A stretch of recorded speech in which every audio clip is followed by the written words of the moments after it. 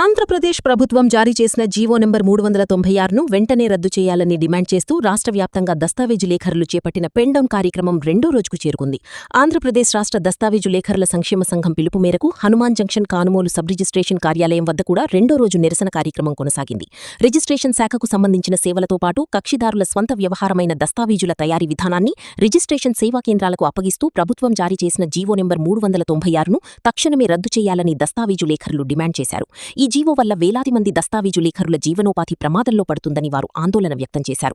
ఈ నిరసన కార్యక్రమంలో నరహరిశెట్టి వెంకట సత్య గంగాధరరావు, నూకల పాండురంగ విఠల్, నరహరిశెట్టి గంగాధరరావు, ముద్దినేని సతీష్, తాటికాయల గోవిందరావు, నండూరు విజయదుర్గా ప్రసాద్, ఎర్రంశెట్టి నాగరాజు, నెరుసు గంగాధరరావు, తేళ్ల ఉమామహేశ్వరరావు, వడ్డి రాజశేఖర్, వడ్డి సుబ్బారావు, బోకినాల సుధాకర్, శేషపు వెంకట శివగిరి తదితర దస్తావేజు లేఖరులు పాల్గొన్నారు.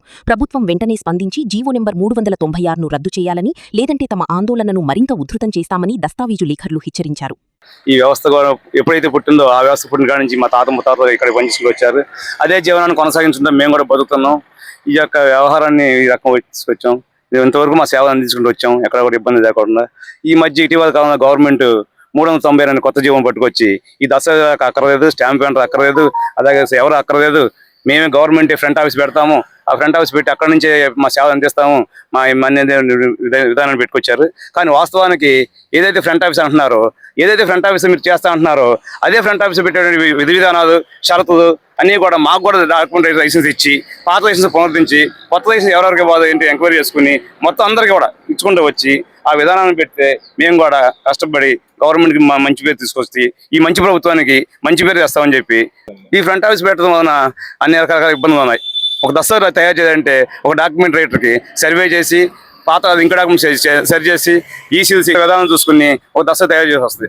ఒక డాక్యుమెంట్ తయారు చేయాలంటే కనీసం 2 రోజులు టైం పడుతుంది. ఓటీపీ చేయడం కానీ, అలాగే డాక్యుమెంట్ రైటర్ దగ్గర వచ్చే పరిశీలన కానీ, ఈసీ కానీ, మార్కెట్ వ్యాధి కానీ అన్ని రకాలు చూసుకునే పరిస్థితుంది. కాబట్టి అన్ని రకాల ఇబ్బందులు ఉన్నాయి. రాబోయే భవిష్యత్తులో ఇదే కనుక కొనసాగితే కనుక ఈ 396 జీవో కనుక కొనసాగితే కనుక మన ఆస్తి మన చేతుల్లో ఉండవు, ఖచ్చితంగా ఉండవన్నమాట మాత్రం మేము గంటాపరంగా చెప్పగలం. కాబట్టి దయచేసి ప్రభుత్వం వారు ఈ విధానాన్ని రద్దు చేసి వెంటనే రద్దు చేసి 396 జీవో తర్వాత దస్తావేజు యొక్క నమూనా ఉంటుందా, లేకపోతే వేరే ఫార్మేట్ ర్యాంక్ ఇస్తారా అనేటువంటి పాస్పోర్ట్ ఆఫీస్ పెడతామని చెప్పంటే పాస్పోర్ట్ ఆఫీస్ యొక్క విధానం వేరు, ఆ సెక్టార్ వేరు. అట్లాగే మన వెహికల్ సంబంధించినటువంటి ఈ ఆర్టీఓ ఆఫీస్ యొక్క సెక్టార్ వేరు. ఇది పుట్టుపర్వతాల నుంచి ఆది మూలం నుంచి దస్తావేజు తయారిస్తుంటే రావాలి, వారసులు ఎవరు వారసులు ఉన్నారు, ఎవరు వారసులు లేరు అనే డాక్యుమెంట్ పక్కాగా తయారు చేసి ఒక సపరేట్ సర్టిఫికేట్ మీద పెడితే ఆయన స్క్రూటినీ చేసి అక్కడి నుంచి అడ్వాన్స్ స్క్రూటినీ చేసి రకరకాల స్క్రూటినీ అయిన తర్వాతే దసరా రిజిస్ట్రేషన్ ప్రక్రియ ప్రారంభమవుతుంది. మీరంతా అన్ఎంప్లాయీస్, నిరుద్యోగ సమస్య బాధపడుతున్నారు అని చెప్పి మా దగ్గర టెస్టులు పెట్టి మేము ఆ టెస్ట్ పాస్ అయితే ఆ రోజున 94, 92, 93 సంవత్సరాలు మా అందరూ లైసెన్స్ ఇవ్వడం జరిగింది. మరి ఆ లైసెన్స్ విధానాన్ని ఆనాడు గవర్నమెంట్ ఎందుకు చేసింది? మరి ఆనాడు ఇప్పటి వరకు కూడా మేము మంచి వ్యక్తులతోనే మంచి విధానంతోనే ప్రజలకు అందుబాటు సేవ చేశాం కదా. మీ ఈ రోజు వరకు చేసిన సేవలు మీకు గుర్తించుకుంటూ వచ్చారు. మరి ఈ రోజు నుంచి చేయబోయే 396 జీవో సేవలు మరి మాకు ఎందుకు అక్కర్లేదు కదా. ఆ డాక్యుమెంట్ యొక్క నకలు కావాలన్నా ఇంకోటి కావాలన్నా కూడా రాబోయే పరిస్థితితో చాలా దారుణమైన పరిస్థితి ఏర్పడుతుంది. అట్లాగే ఒక 22 ఏదిస్తున్నట్టు భూమి చేయాలన్నా కూడా ఎన్నో స్క్రూటీ చేసే పరిస్థితి ఏర్పడింది. అలాగే రేపొద్దున ఈ దస్తావేజులో వారసత్వ హక్కుదారు పర్ఫెక్ట్గా లేకపోయినా లేదా మంచి వచ్చాడు జరిగినా ఇంకోటి జరిగిన కూడా ఈ జవాబుదారితనం ఎవరు? ప్రైవేట్ వ్యక్తి అయితే పట్టించుకోడు. గవర్నమెంట్ అయితే కనుక గవర్నమెంట్ అప్లికేషన్ పెట్టుకుంటే ఆర్డీఓ గారు, ఎంఆర్ఓ గారు, జాయింట్ కలెక్టర్ గారు, లేదా సబ్ రిజిస్ట్రార్, జిల్లా రిజిస్ట్రార్, మా ఐజీ గారు, మా డిఐజీ గారు వెంటనే స్పందించి ఇదిగో ఆ ఈసీని తేడా వచ్చిందంట, మీరు ఎమర్జెన్సీ దాన్ని వ్యవహారం చేయండి అని చెప్పి ఆర్డర్స్ పాస్ చేయడం. ఏదైతే కంప్యూటర్లో ఉందో ఆ కంప్యూటర్లో వాళ్ళు పాస్ చేసేవారు.